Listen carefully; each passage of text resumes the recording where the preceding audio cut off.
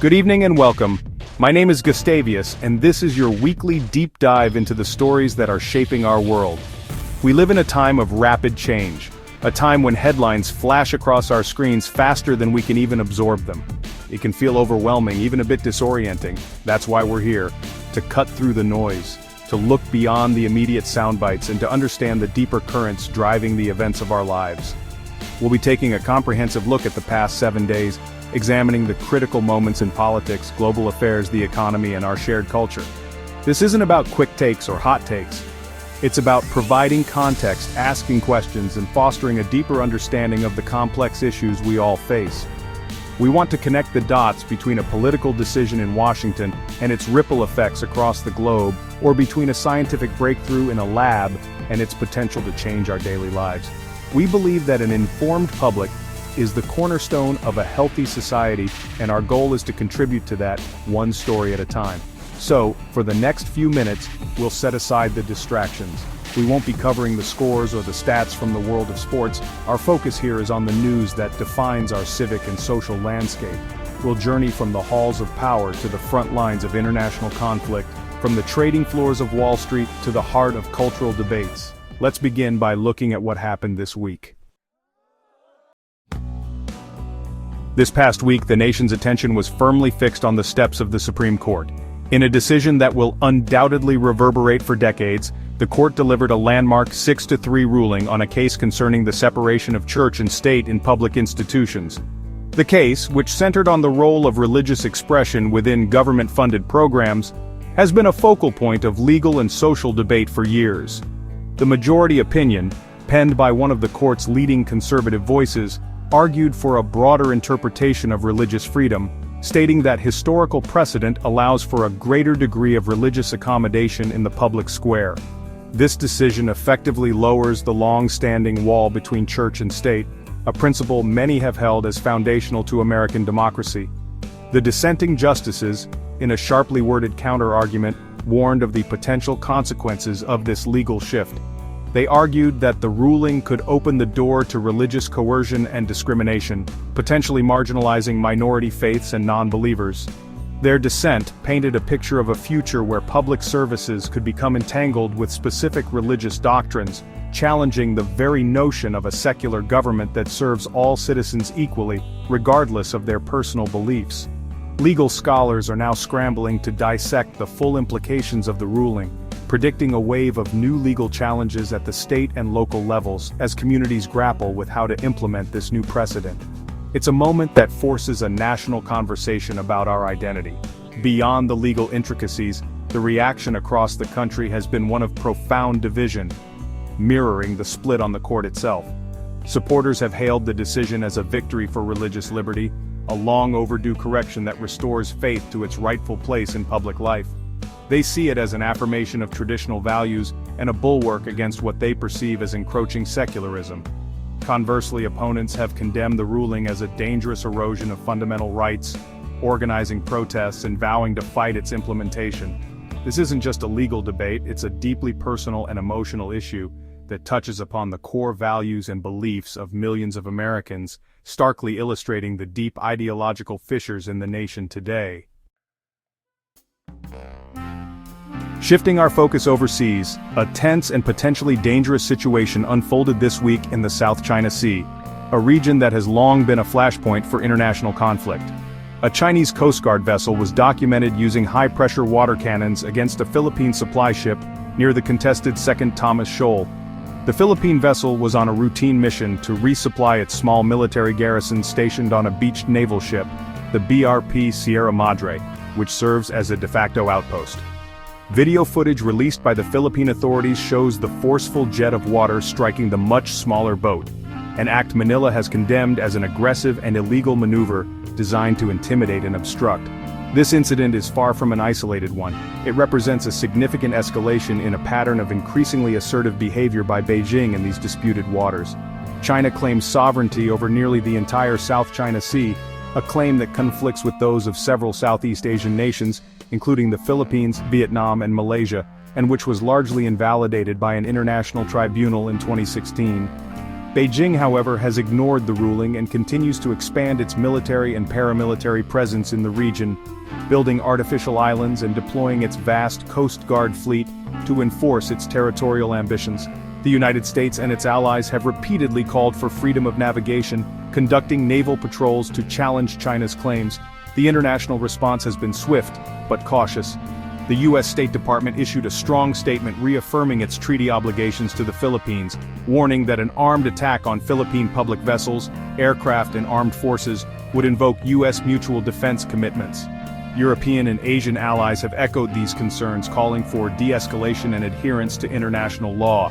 Yet the question remains, what happens next? Each incident like this one raises the stakes, increasing the risk of a miscalculation that could spiral into a much larger military confrontation. The stability of one of the world's most vital shipping lanes hangs in the balance, a stark reminder of the fragile nature of global peace. Back here at home, the economy was the top story for millions of American families as new inflation data was released, sending ripples through Wall Street and kitchens across the country. The latest Consumer Price Index, or CPI report, showed a slight but persistent increase in the cost of living, driven primarily by rising energy costs and stubborn food prices. While the rate of inflation has cooled significantly from its peak, this latest uptick has reignited concerns that the fight against rising prices is far from over. For the average person, this isn't just an abstract number. It means paying more for gasoline to get to work, a higher bill at the grocery store, and tougher decisions about the family budget. All eyes consequently turn to the Federal Reserve. The central bank is now faced with a delicate and difficult balancing act. Its primary tool for combating inflation is raising interest rates, which makes borrowing money more expensive and is designed to cool down the economy. However, keeping rates too high for too long risks tipping the economy into a recession, which could lead to job losses and a broader economic downturn. The Fed's chairman held a press conference this week where he signaled a wait-and-see approach, emphasizing that the board would remain data-dependent, refusing to commit to either further rate hikes or the cuts that many investors have been hoping for. This uncertainty has created a palpable sense of anxiety in the financial markets. The Dow Jones and S&P 500 experienced a volatile week of trading, with sharp swings following every new piece of economic data or hint from a Fed official. Business leaders are hesitating on major investments, waiting for a clearer picture of the economic future. For consumers, the high interest rates are already being felt in mortgage rates, which remain near two-decade highs, putting the dream of homeownership out of reach for many. The core question on everyone's mind is whether the Fed can engineer a soft landing, taming inflation without causing a painful recession. The answer will shape the economic reality for everyone in the coming months. In the world of science and technology, a story emerged this week that feels ripped from the pages of science fiction, yet it is very much a reality. Researchers at a leading AI lab announced a major breakthrough in the field of generative artificial intelligence. They unveiled a new model, codenamed Prometheus, that demonstrates an astonishing ability to not just process and replicate human language, but to engage in multi-step complex reasoning. The demonstration showed the AI planning a multi-day international trip, including booking flights and hotels, creating an itinerary based on user preferences, and even adjusting the plan in real time based on simulated flight delays and weather reports. What sets this development apart from previous AI models is its apparent grasp of context and consequence. Unlike chatbots that often provide confident but incorrect answers, this new system was shown to express uncertainty, ask clarifying questions, and even explain its reasoning process step by step.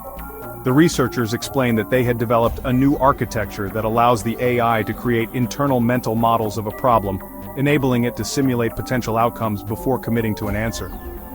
This represents a significant leap towards what many in the field call artificial general intelligence, or AGI, an AI with human-like cognitive abilities. The announcement has, expectedly, been met with a mixture of excitement and trepidation. On one hand, the potential benefits are immense. Such technology could revolutionize scientific research, accelerate drug discovery, and create powerful new tools for education and logistics. On the other hand, it raises profound ethical and societal questions. Concerns about job displacement, the potential for misuse in creating autonomous weapons or sophisticated disinformation campaigns, and the very definition of consciousness are no longer theoretical. This breakthrough forces us to confront these questions with a new urgency. We are standing at a technological precipice, and the decisions we make now about how to govern and deploy this powerful tool will shape the future of humanity. Finally, this week saw a powerful and poignant cultural moment unfold across the country as cities marked the annual Pride Month celebrations. In major urban centers from New York to San Francisco, hundreds of thousands of people took to the streets in a vibrant display of solidarity and joy. The parades were a kaleidoscope of color, music, and dance, celebrating the LGBTQ+ community's history, resilience, and fight for equality. For many participants, it was a moment of profound personal significance, a chance to be visible, to feel a sense of belonging, and to honor the pioneers who paved the way. It was a testament to how far the movement for LGBTQ+ rights has come. However, this year's celebrations took place against a backdrop of increasing political and social tension. The festivities were shadowed by a recent surge in legislation in several states targeting LGBTQ+ rights, particularly those affecting transgender individuals. This political climate fueled a renewed sense of purpose among the marchers. Alongside the rainbow flags and festive floats were thousands of protest signs, with messages calling for an end to discrimination, the protection of trans youth, and the preservation of hard-won rights. The atmosphere was a complex blend of celebration and defiance, a party with a clear and urgent political purpose. This duality was perhaps the defining feature of the week's events. While one part of America celebrated diversity and inclusion with open arms, another segment voiced opposition, with counter-protests and heated debates on social media and in community forums. The week served as a stark barometer of the nation's ongoing culture wars, revealing the deep divisions that persist over issues of identity, family, and personal freedom. It highlighted that the march for equality is not a finished journey but an ongoing struggle, a conversation that America is still having with itself, often loudly and contentiously, on its streets and in its halls of power. It's a reminder that progress is rarely linear, and is often met with resistance. And that brings us to the end of our weekly roundup. From the solemn chambers of the Supreme Court, to the vibrant and contentious streets of our cities, from the tense waters of the South China Sea, to the digital frontier of artificial intelligence, it has been a week of consequence. These stories, though distinct, are interconnected threads in the complex tapestry of our modern world. They challenge us, they inform us, and they demand our attention. It is our responsibility as citizens to stay engaged and to continue seeking understanding, even when the issues are difficult. Thank you for joining me, for giving us your time and your focus. In a world saturated with information, your attention is a valuable thing, and we are grateful you chose to spend it here, with us. We believe that by looking at these stories together with context and with care, we can better navigate the path ahead.